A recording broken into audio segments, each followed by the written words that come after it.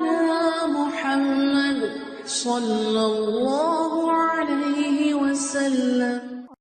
اعوذ باللہ السمیع العلیم من الشیطان الرجیم. بسم اللہ الرحمن الرحیم والصلاة والسلام علی رسولہ الکریم. اما بعد. کتاب العیدین ہم پڑھ رہے ہیں، اور اس کتاب میں آج جو باب ہم پڑھیں گے سنت العیدین لأہل اسلام، اہل اسلام کے لیے عیدین کے مسنون طریقے کا بیان. حدیث ہے 908، اور یہ حضرت براء بن عازب رضی اللہ تعالیٰ عنہ سے روایت ہے. عن البراء قال، حضرت براء بن عازب فرماتے ہیں سمعت النبی صلی اللہ علیہ وسلم یخطب، کہ میں نے نبی کریم صلی اللہ علیہ وسلم کو عید الاضحیٰ کے موقع پر خطاب کرتے ہوئے سنا. فقال، اور آپ صلی اللہ علیہ وسلم فرما رہے تھے ان اول ما نبدأ من یومنا ھذا، کہ آج کے دن جو سب سے پہلا کام ہم کریں گے ان نصلی، کہ ہم نماز پڑھیں گے. ثم نرجع، پھر ہم واپس جائیں گے. فننحر، اور قربانی کریں گے. فمن فعل فقد اصاب سنتنا، تو جس نے ایسا کیا اس نے ہماری سنت کو ادا کیا. مطلب کہ عید الاضحیٰ کا یہ بیان ہو رہا ہے کہ عید الاضحیٰ کے دن پہلے نماز پڑھی جائے گی اور پھر واپس جا کر قربانی کریں گے، اور جس نے ایسا کیا اس نے ہماری سنت کو پا لیا، سنت کو ادا کیا.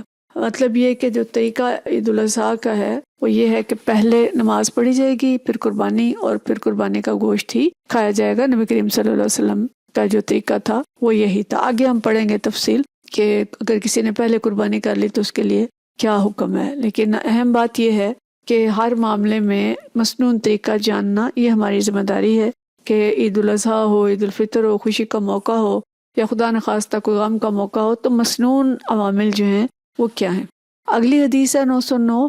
عن عائشہ رضی اللہ تعالیٰ عنہا قالت، فرماتی ہیں دخل ابو بکر رضی اللہ تعالیٰ عنہ داخل ہوئے.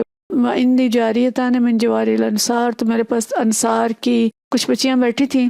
تو غنیان بما تقاولت الانصار یوم بعاث، وہ شعر گا رہی تھی جو کہ انصار نے جنگ بعاث کے وقت کہے تھے. ولیست بمغنیتین، وہ پیشہ ور گانے والیاں نہیں تھیں. فقال ابو بکر رضی اللہ تعالیٰ عنہ نے فرمایا مزامیر الشیطان فی بیت رسول اللہ صلی اللہ علیہ وسلم، کہ شیطان کے مزامیر رسول اللہ صلی اللہ علیہ وسلم کے گھر میں. وذالک فی یوم عید، اور عید کا دن تھا.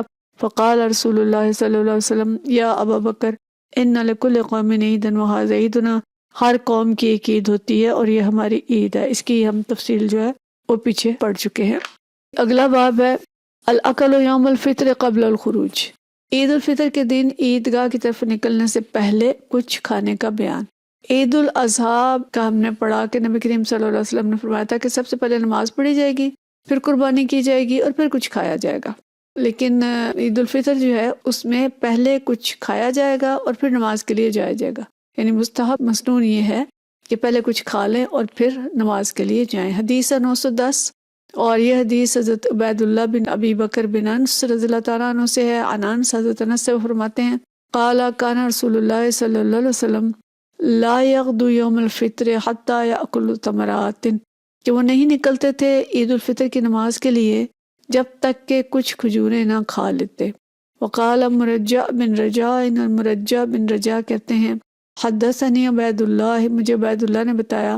قال حدثنی انس، مجھے حضرت انس نے بتایا عن النبی صلی اللہ علیہ وسلم ویأکلہن وطرن، کہ وہ جو کھجوریں کھاتے تھے وہ طاق تعداد میں کھاتے تھے. اور یہ آپ صلی اللہ علیہ وسلم کا اکثر مزاج تھا کہ جو گنتی والے کام ہوتے تھے ان کو طاق تعداد میں کرتے تھے. جیسے بات کو 3 دفعہ دہرایا، وضو میں ہم دیکھتے ہیں کہ 3 دفعہ اعضاء کو دھو رہے ہیں، تو اسی طرح طاق اعداد کا استعمال زیادہ کرتے تھے.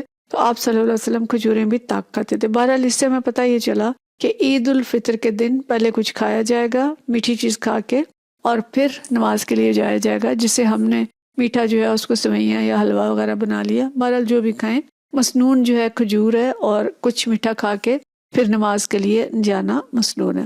اگلا باب بھی یہ الاکل یوم النحر، اور عید الاضحیٰ کے دن کچھ کھانے کے بارے میں وہ کیا ہے. حدیث 911، حضرت انس رضی اللہ تعالیٰ عنہ سے عن انس قال، فرماتے ہیں قال النبی صلی اللہ علیہ وسلم، نبی صلی اللہ علیہ وسلم نے فرمایا من ذبح قبل الصلاۃ فلیعد، کہ جس نے نماز سے پہلے جانور ذبح کر لیا وہ دوبارہ قربانی دے. یہ ہم پیچھے پڑھ چکے ہیں نا کہ آپ نے فرمایا تھا عید الاضحیٰ میں پہلے نماز ہوگی اور پھر قربانی ہوگی. تو جس شخص نے نماز سے پہلے قربانی کر لی، ذبح کر لیا، تو وہ اپنی قربانی دوبارہ کرے۔ فقام رجل، تو ایک شخص کھڑا ہوا، فقال، اس نے کہا ھذا یوم یشتہی فیہ اللحم، ایسا دن ہے کہ جس میں گوشت کی خواہش ہوتی ہے۔ وذکر من جیرانہ، اور انہوں نے اپنے جو ہمسائے تھے ان کی غربت کا ذکر کیا۔ فکأن النبی صلی اللہ علیہ وسلم صدقہ، اور جیسے نبی کریم صلی اللہ علیہ وسلم نے گویا اس کی تصدیق کی۔ قال، شخص نے کہا وعندی جزعۃ احب الی من شاۃ اللحم، اور میرے پاس ایک بچڑا ہے، کسی نے اس کو بچڑا کہا ہے چھوٹا، اور کسی نے کہا ہے کہ یہ بکری کا بچہ جو بہت صحت مند تھا۔ تو اس نے کہا کہ عندی جزعۃ احب الی من شاۃ اللحم، جو کہ 2 گوشت والی بکریوں سے زیادہ بہتر اور موٹا تازہ ہے۔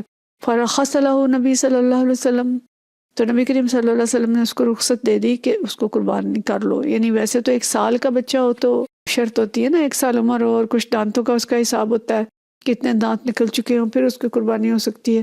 تو وہ بھی سال کا نہیں تھا لیکن موٹا تازہ تھا، تو آپ صلی اللہ علیہ وسلم نے اجازت دے دی۔ فلا ادری، لیکن مجھے معلوم نہیں، اب بلغت رخصت من سواء ام لا، کہ اس شخص کے علاوہ باقی لوگوں کو بھی رخصت ہے یا نہیں۔ یہ آگے ہم پڑھیں گے کہ باقی لوگوں کے لیے جو حکم تھا وہ کیا تھا، کہ باقی لوگوں کو رخصت نہیں دی گئی، صرف اس شخص کو رخصت دی گئی، کیونکہ ایک تو وہ اسے علم نہیں تھا اور وہ قربانی کر چکا تھا، اپنی طرف سے اس نے قربانی کر دی، اور ان کو بعد میں پتہ چلا۔ اور ان کے پاس جو جانور تھا وہ ویسے موٹا تازہ تھا لیکن 1 سال کی شرط نہیں تھی، تو آپ صلی اللہ علیہ وسلم نے ان کو اجازت دے دی۔ اور اگلی حدیث میں ہم پڑھیں گے کہ آپ نے فرمایا کہ یہ صرف تمہارے لیے جائز ہے، باقیوں کے لیے یہ جائز نہیں، کیونکہ اب تو علم ہو گیا اور سب کو بتا دیا کہ جو شرائط ہیں قربانی کی وہ پوری کرنی ہوں گی۔ تو اس دن حدیث سے میں جو چیز پتہ چلتی ہے کہ قربانی کا وقت نماز عید کے بعد شروع ہوتا ہے۔ جو شخص نماز عید سے پہلے قربانی کرے گا اس کی قربانی ادا نہ ہوگی، مگر یہ حکم ان مقامات کے رہنے والوں کے لیے ہے جہاں نماز عید کا اہتمام ہوتا ہے۔ ایسے مقامات جہاں عید کی نماز نہیں ہوتی، جیسے کوئی چھوٹا گاؤں ہے یا کوئی دور دراز کا علاقہ ہے، تھوڑے سے لوگ ہیں اور واجب نہیں ہے وہاں پہ جمعہ یا عیدین، تو وہ کر سکتے ہیں۔ لیکن باقی جہاں جہاں پہ نماز عید ہوتی ہے، اب تو شاید ہی کوئی ایسا مقام ہو، عموماً زیادہ تر ہوتی ہے، لیکن جہاں نہیں ہوتی وہاں پہ اجازت ہے۔ اور یہ قربانی جو ہوتی ہے یہ 10 ذی الحج کو طلوع صبح صادق عید کی نماز کے بعد سے لے کے 12 ذی الحج کا سورج غروب ہونے سے پہلے سورج غروب ہونے کے بعد قربانی درست نہیں ہے۔ تو یہ ہمیں پتہ چلا ان حدیث سے کہ قربانی نماز عید کے بعد ہوگی، اور عید الاضحیٰ کے دن کھانا قربانی کے بعد، یعنی قربانی کے بعد ہوتے ہیں نماز کے بعد کھایا جائے گا۔ اگر اپنی قربانی تک انتظار کر سکتے ہیں تو انتظار کر کے اپنی قربانی کا کھائیں، اگر نہیں انتظار کر سکتے تو کوئی بھی چیز کھائی جا سکتی ہے، لیکن نماز عید کے بعد اور اس سے پہلے جو ہے کچھ نہیں کھایا جائے گا۔ اور جو عید الفطر ہے اس میں پہلے کھانا کھا کے کچھ میٹھی چیز کھا کے پھر مسجد کی طرف جایا جائے گا۔ وآخر دعوانا ان الحمد للہ رب العالمین۔